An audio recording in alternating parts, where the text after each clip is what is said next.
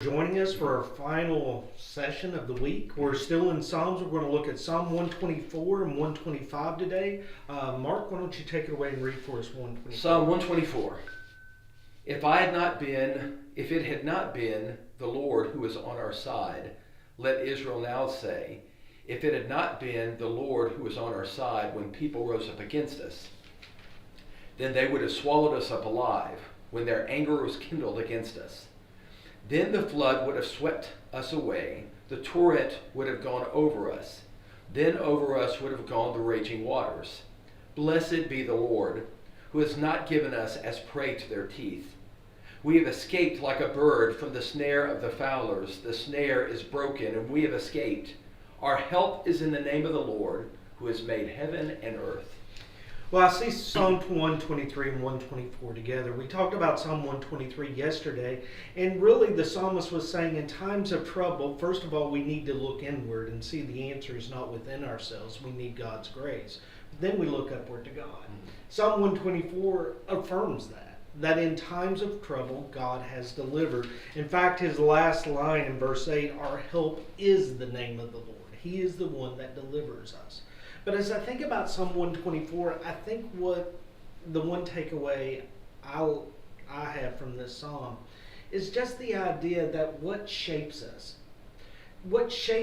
and our character and our hope is the help we receive from the Lord, not the risk or the dangers that we experience.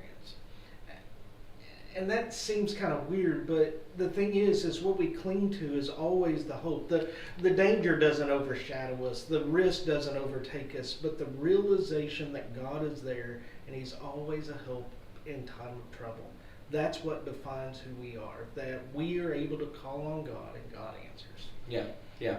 All of these Psalms right now are, like we said yesterday, they are Psalms of ascent.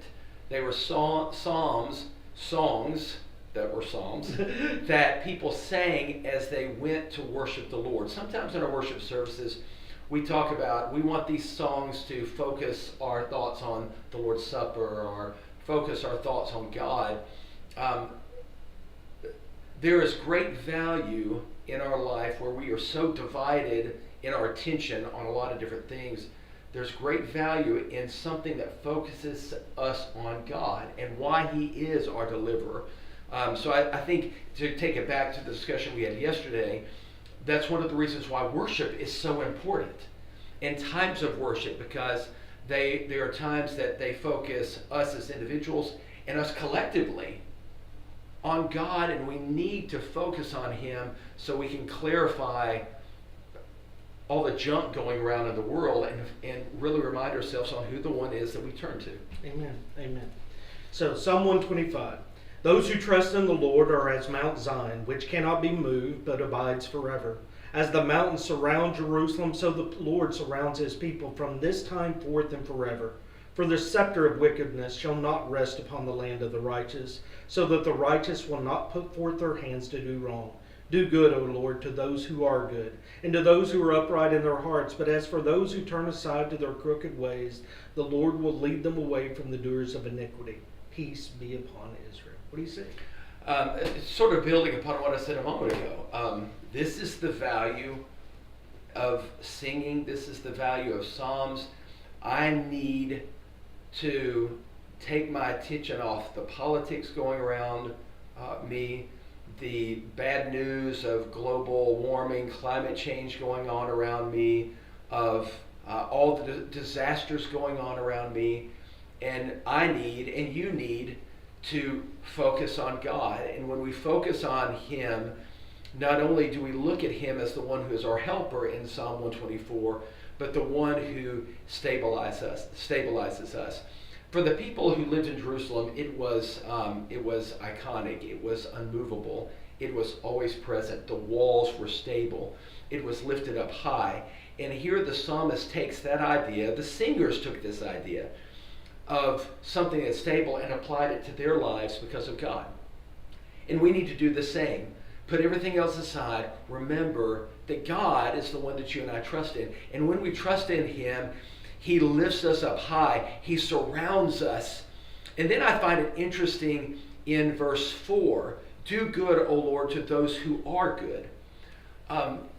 The scriptures also speak of no one is good. No one's righteous. And yet, it's equally true that there are people who are good. And those people who are good are the people who are obedient to the Lord. So, larger takeaway, when you serve the Lord and you're obedient to Him and you're trying to do good, the Lord takes care of you.